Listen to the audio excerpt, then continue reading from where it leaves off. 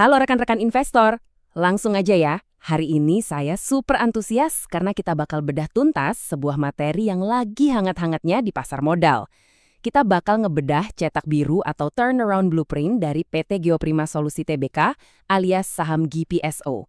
Siapin catatan kalian karena kita nggak cuma bakal bahas kulit luarnya aja. Kita bakal bener-bener ngitung valuasi dan harga wajarnya berdasarkan data proforma terbaru. Yuk kita mulai. Ini dia rencana belajar kita hari ini. Kita mulai dari analisis arah transformasi GPSO, lalu masuk ke katalis utamanya yaitu manuver Cokro Group, dilanjut dengan aksi akuisisi dan rights issue.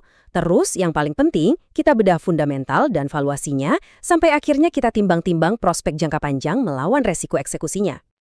Oke, mari kita langsung masuk ke bagian pertama, menganalisis arah transformasi GPSO, sebuah pivot yang radikal. Coba perhatikan perbedaan mencolok ini. Dulu, GPSO ini pada dasarnya cuma distributor alat survei dan pemetaan drone. Bisnis yang minim aset fisik dan, jujur aja, sangat rentan sama fluktuasi kurs mata uang asing. Tapi, coba bandingkan dengan arah baru mereka sekarang. GPSO bertransformasi jadi pemain alat berat terintegrasi, masuk ke produksi besi tuang atau ferrocasting, dan bahkan merambah ke properti industri. Ini bukan sekedar ganti baju loh.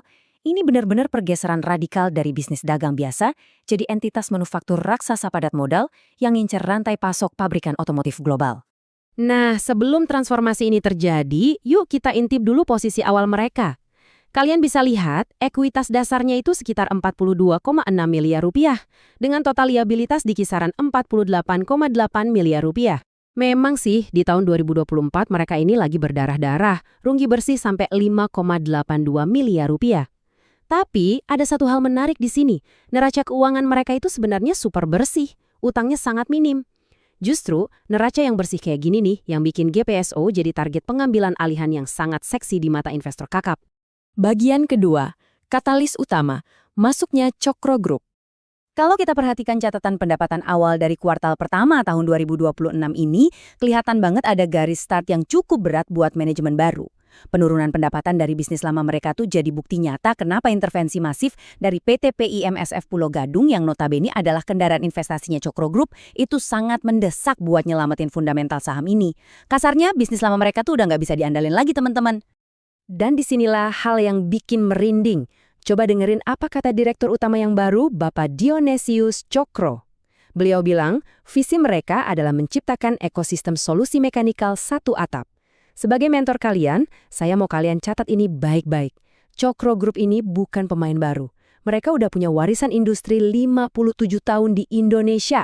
Master plan mereka jelas, pakai GPSO buat mengkonsolidasikan bisnis mereka jadi raksasa manufaktur yang terintegrasi dengan target aset dibidik sampai tembus 5 triliun rupiah. Gila kan?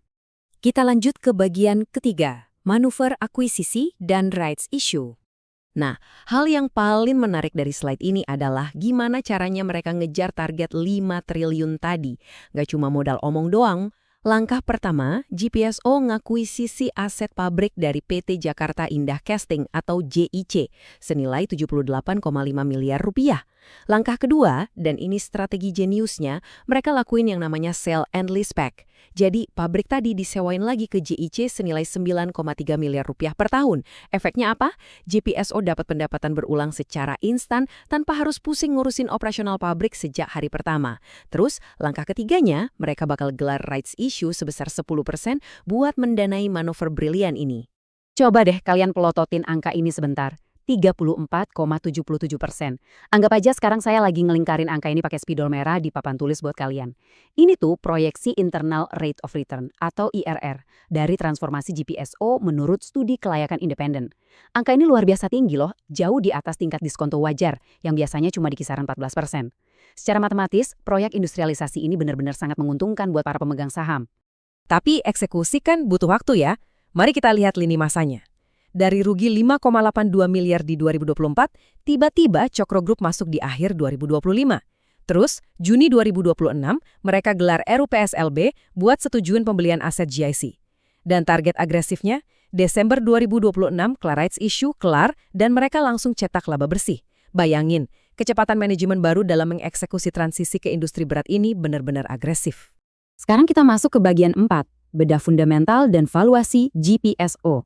Ini nih, bagian favoritnya para value investor. Kita bakal terjemahin semua cerita tadi ke dalam angka nyata. Kalau kalian perhatiin proformanya, liabilitas itu lompat drastis dari 6,2 miliar ke 66,4 miliar rupiah. Kok bisa?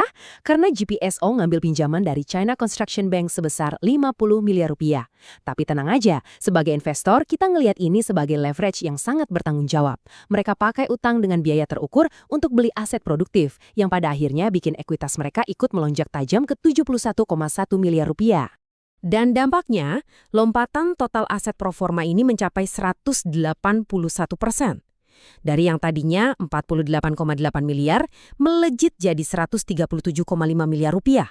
Angka ini sekali lagi nekenin betapa masifnya skala rekonfigurasi perseroan ini. Perusahaan ini secara harfiah ngelipat gandain ukuran badannya cuma dalam waktu kurang dari 1 tahun loh. Jadi poin krusialnya ada di sini. Manajemen itu nggak cuma sekedar beli aset, mereka ngasih janji berupa lompatan kinerja. Target mereka adalah mengubah kerugian menyakitkan sebesar minus 5,82 miliar di 2024 jadi laba bersih 10,36 miliar rupiah di akhir 2026. Kalau mereka beneran bisa nyentuh angka ini dalam 2 tahun, itu bakal jadi bukti nyata kalau strategi sewa 9,3 miliar per tahun tadi beneran kerja sebagai jangkar penyelamat perusahaan. Tapi tunggu dulu, mari kita balik injak bumi sebentar. Kalau kita cek valuasi pasar saat ini, price to book ratio atau PBV GPSO itu udah ada di kisaran 6,3 sampai 6,9 kali. Padahal rata-rata industri tuh cuma 2,4 kali aja. Dengan nilai beta 1,36, yang artinya pergerakan saham ini lumayan volatil, kapitalisasi pasarnya udah nembus 318,7 miliar. Artinya apa dong? Artinya, pasar itu sudah memasukkan harga harapan ke dalam saham ini. Kita bisa sebut fenomena ini sebagai premi cokro. Ya, pasar udah berani bayar mahal di depan karena mereka percaya banget sama rekam jejaknya Cokro Group. Terakhir, bagian 5, prospek jangka panjang dan risiko. Mengingat pasar udah matok harga premium, kita wajib banget nimbang risiko spesifik yang lagi ngebayangi GPSO. Di satu sisi, ada ancaman badai nilai tukar. Apalagi rupiah sempat melemah sampai 17.500 per dolar AS kan? Memang, langkah GPSO masuk ke manufaktur lokal ini ngasih perlindungan dan naikin tingkat komponen dalam negeri atau TKDN mereka. Tapi di sisi lain, risiko eksekusi operasionalnya itu nggak main-main besarnya. Kurva pembelajaran buat bisa menguasai standar kualitas pabrikan otomotif global atau level OEM di bidang pengecoran logam berat itu, wah curam banget. Mereka benar-benar nggak boleh gagal jaga kualitas produksi kalau mau terus bertahan di rantai pasok global. Nah, ini ngebawa kita ke pertanyaan pamungkas yang harus banget kalian renungin sebelum ambil keputusan. Apakah premi Cokro dengan PBV 6,3 kali ini layak buat dibayar hari ini? Ataukah narasi turnaround dengan IRR 34% ini ujung-ujungnya malah jadi value trap, alias jebakan nilai yang siap nangkep investor retail yang terlalu optimis? Tugas kalian sekarang adalah nimbang-nimbang secara matang antara prospek cerah ekosistem Cokro melawan valuasi sahamnya yang udah lari kencang mendahului realisasi laba. Jangan lupa untuk selalu lakuin riset mandiri kalian ya. Sampai jumpa di sesi analisis saham kita berikutnya.